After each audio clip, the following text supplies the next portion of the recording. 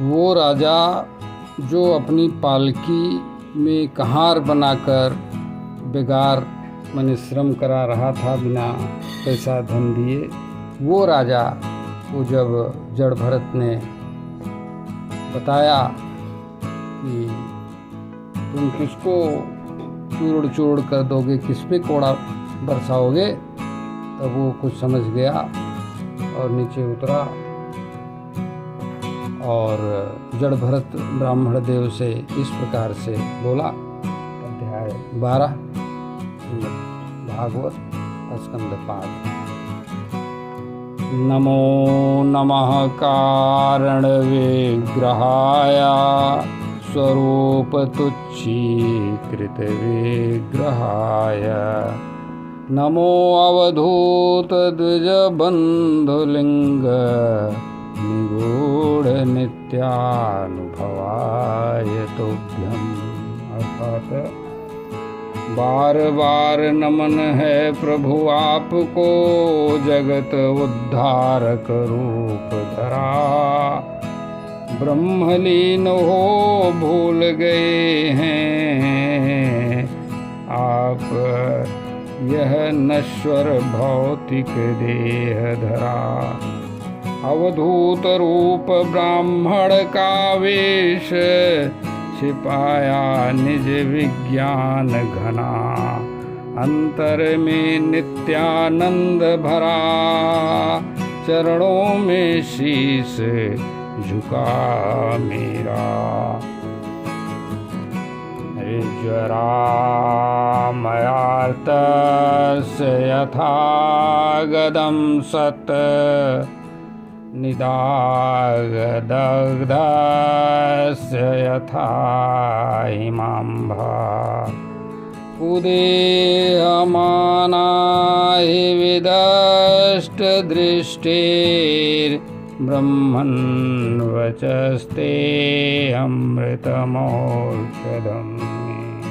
अर्थात व्याकुल रोगी को मिल जाए जैसे कोई मधुर दवाई, तपे हुए को शीतलता दे पावन जल की जैसे झाई।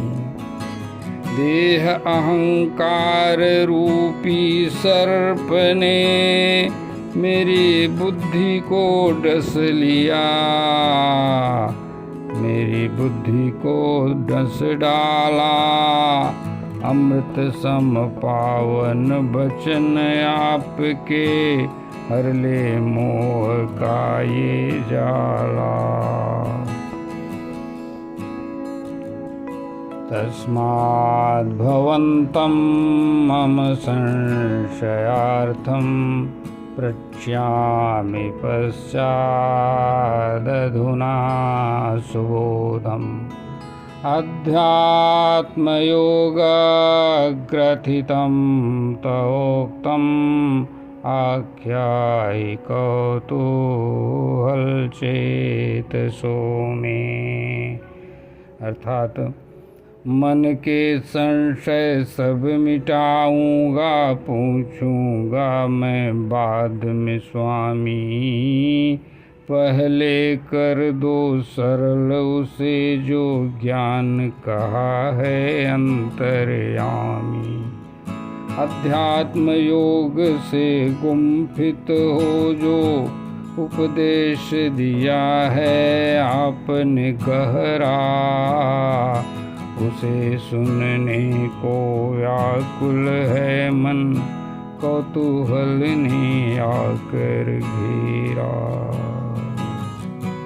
अब पूर्व में क्या कहे थे, जो लोग पूर्व का वीडियो नहीं देखे होंगे वो जान नहीं पाएंगे, इसलिए संक्षेप में वो भी वर्णन कर देना प्रासंगिक है।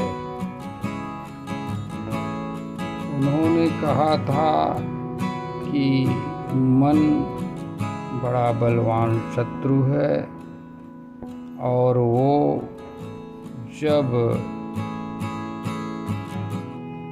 विषय भोग की इच्छा से शरीर के अनुकूल काम करने को शुरू करता है, तब वो अपने में विराजमान जो परमात्मा स्वरूप अपना है वो ढक उठता है और उसी अपने स्वरूप को, जो परमेश्वर भगवान वासुदेव सर्वसाक्षी हैं, उन्हीं को जानना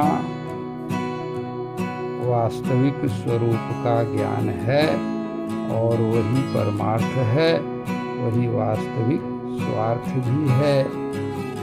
यह पहले उन्होंने कहा था। अब इसी को राजा जो ज्ञान प्राप्त करने जा रहे थे, रहुगण, ये जा रहे थे कपिल देव जी से प्राप्त करने, और सिंधु देश के राजा थे। तो वो आगे इसी को कहने के लिए कहते हैं, यदा योगेश्वर दृश्यमानं क्रियाफलं सद्व्यवहारमूलं न हि अंजसा तत्त्वविमर्शनाय भवान् मुस्मिद् भ्रमते मनो में। अर्थात ये 4 नंबर का श्लोक है, इसका निवेदन, हे योगेश्वर, ही योगेश्वर, आपने कहा जो दिखता वो सत्य नहीं, कर्म और उसके फल सब व्यवहारिक हैं, तत्व नहीं। प्रत्यक्ष दिखते श्रम फल को भी कहा आपने मिथ्या जाल, यह सुन संशय में डूबा मन, चकराता है बुद्धि बल।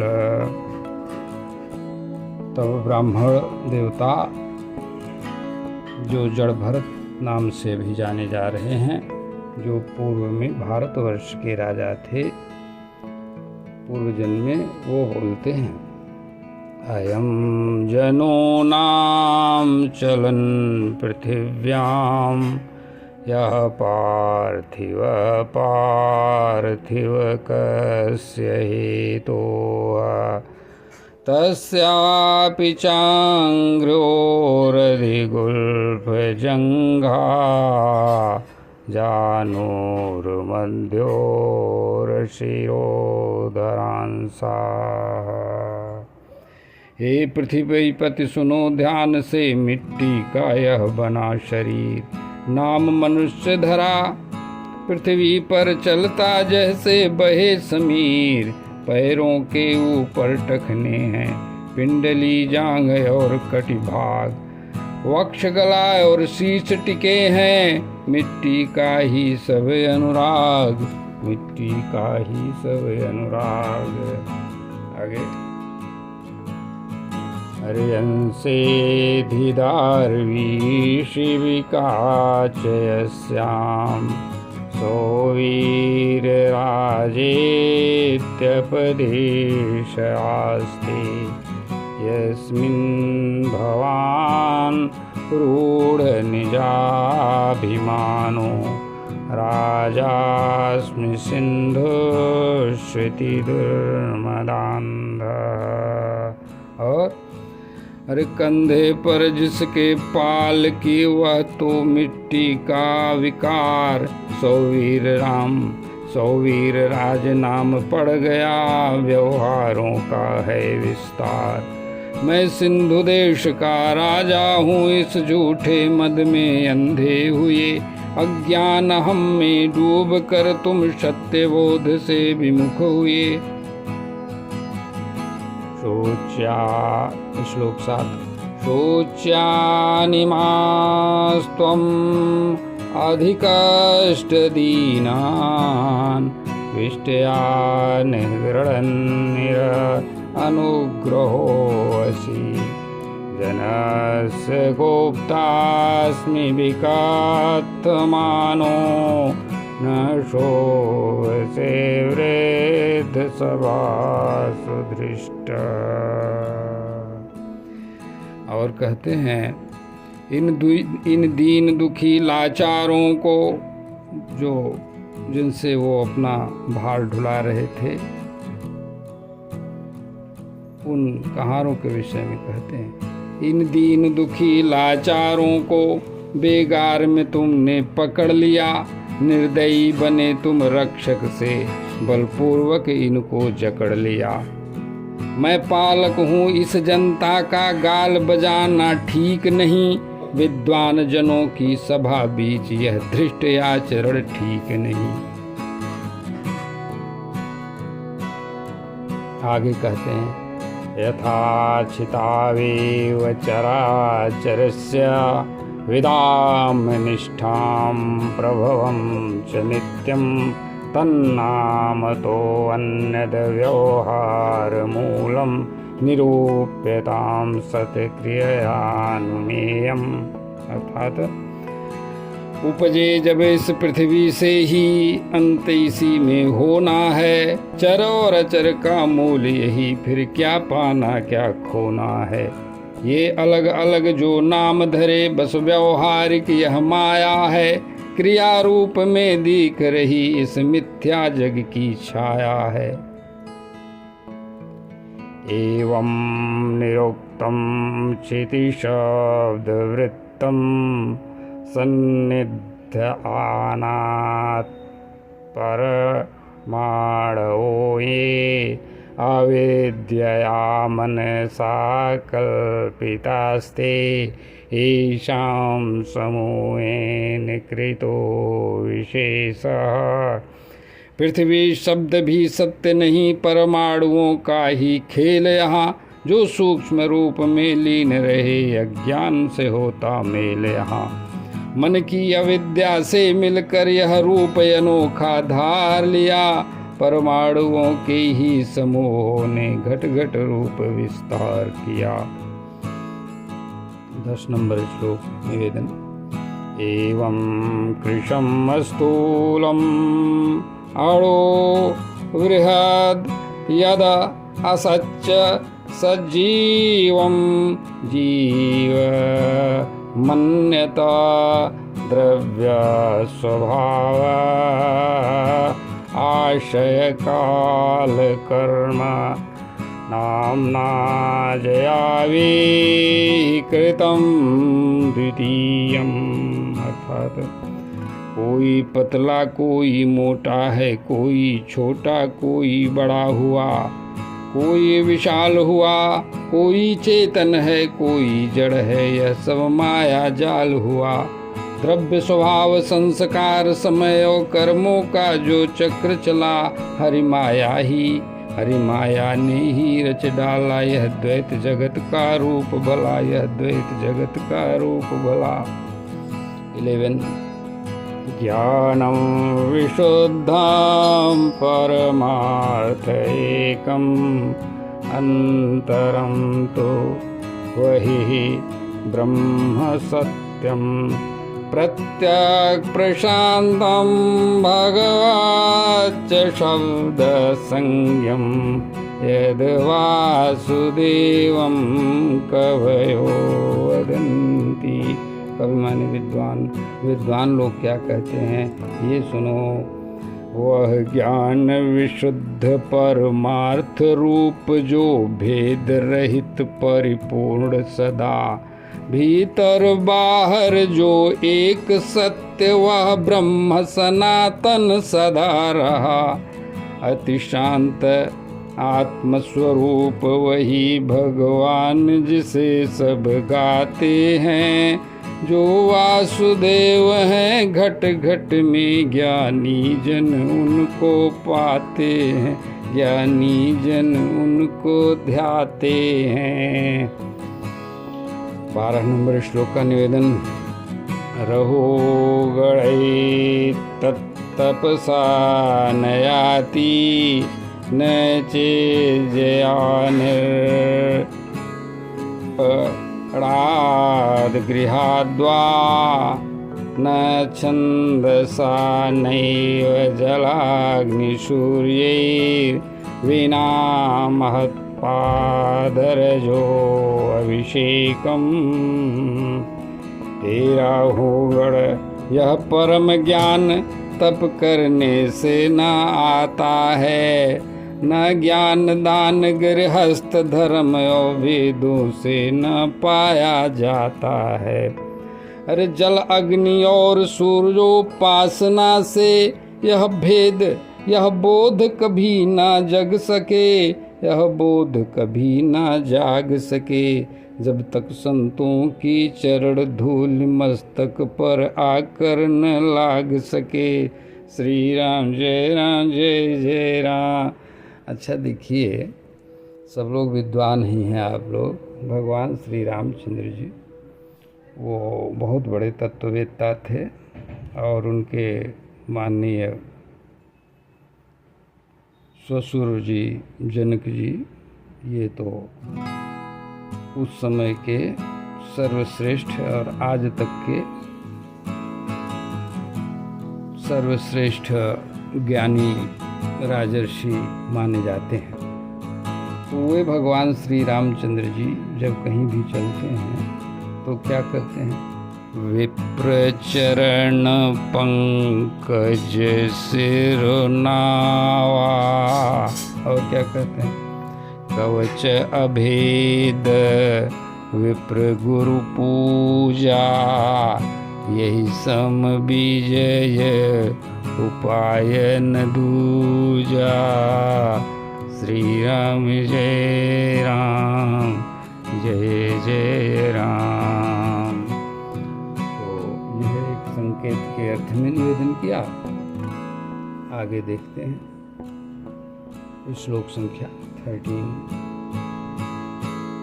यत्रोत्तम श्लोक गुणानुवादः प्रस्तूयते ग्राम्य कथा विघातः, निषेव्यमाणो अनुदिनं मुमुक्षो मतिं सतीं यच्छति वासुदेव। हर संतों की संगत में प्यारे हरि गुण गान जहाँ होता, सांसारिक विषयों की बातें कभी पास न फटकन देता। मोक्षाकांक्षी मानव को इसका दिन प्रतिदिन रस पान करे, उसकी पावन बुद्धि को यह वासुदेव चरणों में धरे। श्री राम जय जय राम। मैं जरा भी व्याख्या करूँगा तो वीडियो बड़ा हो जाएगा और अपने पास उतना विवेक भी नहीं है भाई।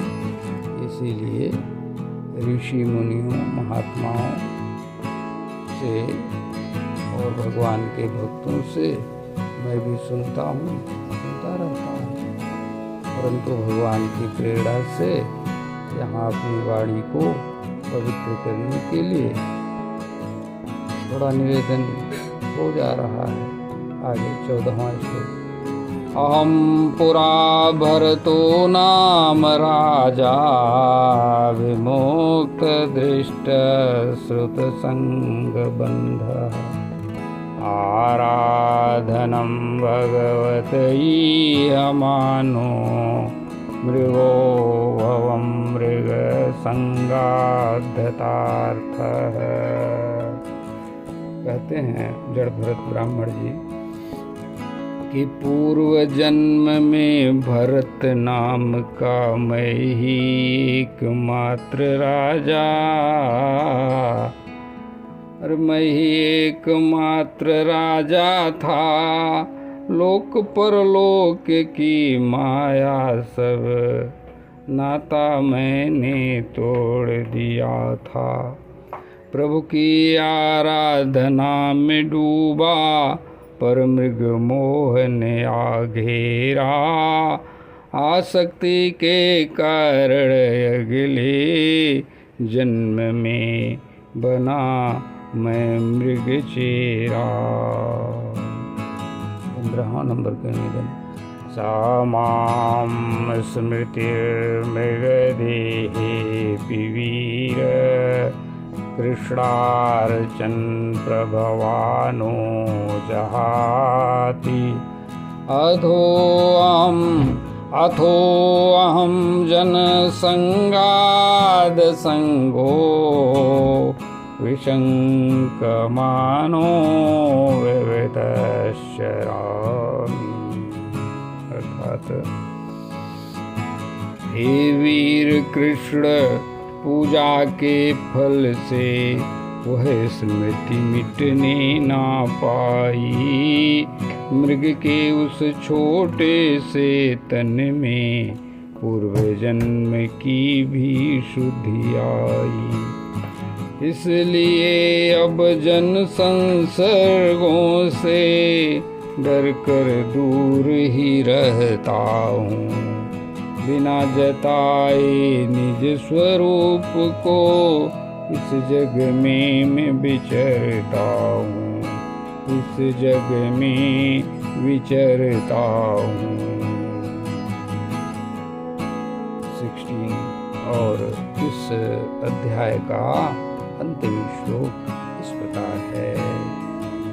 तस्मान्नरो असंग सुसंग जात ज्ञानासिनेहैव विवेक्नमोह हरिं तदीहा कथन सुताभ्यां लब्धे स्मृतिर्यात्यतिपारमध्वना। आगे निवेदन ये है इसका भाव। अरे कुसंग त्याग सत्संगति कर, ज्ञान खड्ग हाथ में धारो। मोह जाल को काट के सारा, भव से बेड़ा पार उतारो। हरि कथा के श्रवण कीर्तन से जो भगवत स्मृति पा जाता। इस संसार मार्ग के पार, इस भवसागर के पार वही परम पद को है पाता। श्री राम जय जय।